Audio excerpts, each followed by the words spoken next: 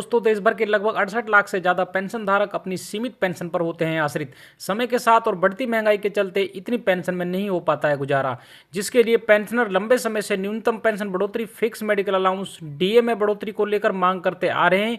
दूसरी तरफ अभी हाल ही में 8वें वेतन आयोग को लेकर सभी कर्मचारी पेंशनर लगाए बैठे हैं टकटकी नजर, क्योंकि वेतन आयोग में सबसे बड़ा कारक होता है फिटमेंट फैक्टर, के तहत वेतन पेंशन में वृद्धि के साथ दूसरे भत्तों में भी आता है भारी उछाल। इसी दबाव के चलते लाइव टेलीकास्ट में आए फैसले को लेकर बड़ी खुशखबरी। जानेंगे इन सभी खबरों को। उससे पहले आप लोगों से एक उम्मीद होती है कि वीडियो को एक लाइक जरूर दें, क्योंकि आपके एक लाइक से हमें नेक्स्ट अपडेट लाने का मोटिवेशन मिलता है। केंद्रीय कर्मचारी और पेंशन पाने वाले 8वें वेतन आयोग को लागू होने का इंतजार बेसब्री से कर रहे हैं, क्योंकि उनको लागू होने के बाद उनकी सैलरी काफी बढ़ जाएगी। कर्मचारियों को 8वें वेतन आयोग को लागू होने में देरी होने पर परेशान होने की जरूरत नहीं है, क्योंकि इसे लागू करने में जितनी देरी होगी उतना ही ज्यादा आपके बैंक खाते में पैसा आएगा। दरअसल नियम कहता है कि जितनी देरी होगी उतना ही अधिक एरियर बनेगा। आमतौर पर 10 साल में नया वेतन आयोग लागू होता है। 7वां पे कमीशन को लागू करने की मंजूरी सरकार ने जून 2016 में दिया था, लेकिन इसे 1 जनवरी 2016 से लागू माना गया था। ऐसे में संभावना जताई जा रही है कि 8वें वेतन आयोग को मोदी सरकार जब भी मंजूरी दे, लेकिन इसे 1 जनवरी 2026 से ही लागू माना जाएगा। इस तरह से 8वें वेतन आयोग जितना देरी से लागू होगा उतना ही ज्यादा एरियर बनेगा। बढ़ी हुई सैलरी 1 जनवरी 2026 से दी जाएगी।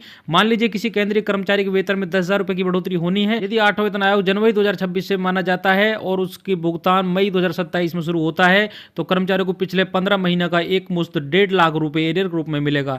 इसका मतलब है कि कर्मचारियों का पैसा कहीं नहीं जा रहा है, यह कह सकते हैं कि बस जमा हो रहा है। रेटिंग एजेंसी आईसीआरए की रिपोर्ट के मुताबिक 8वें वेतन आयोग को लेकर रिपोर्ट में आने में भी 15 से 18 महीने का समय लग सकता है। ऐसे में कर्मचारियों को एक साथ 18 महीने के लिए मिल सकता है। कर्मचारियों के लिए यह तो राहत भरा होगा, लेकिन इससे सरकार पर एक साल में भारी फाइनेंशियल दबाव बन सकता है। आईसीआरए का अनुमान है कि फाइनेंशियल ईयर 2028 में सैलरी खर्च 40 से 50% तक बढ़ सकता है।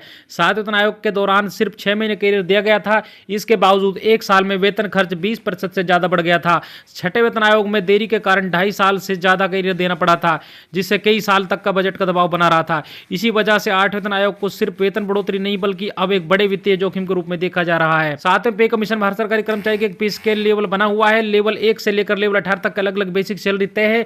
लेवल 1 पाने वाले कर्मचारियों की सैलरी सबसे कम और लेवल 18 वाले कर्मचारियों की सैलरी सबसे अधिक है। आपको मालूम हो कि सैलरी में बढ़ोतरी फिटमेंट फैक्टर के आधार पर तय की जाती है। फिटमेंट फैक्टर एक मल्टीप्लायर नंबर है। इसमें कर्मचारी की मौजूदा बेसिक सैलरी से गुना करके नई बेसिक सैलरी निकाली जाती है। फिटमेंट फैक्टर जितना ज्यादा होगा उतना ही ज्यादा सैलरी और उतनी ज्यादा पेंशन बढ़ेगी। 6वें वेतन आयोग के तहत 1.92 के फिटमेंट फैक्टर के कारण मूल वेतन में 1.92 गुना वृद्धि हुई थी।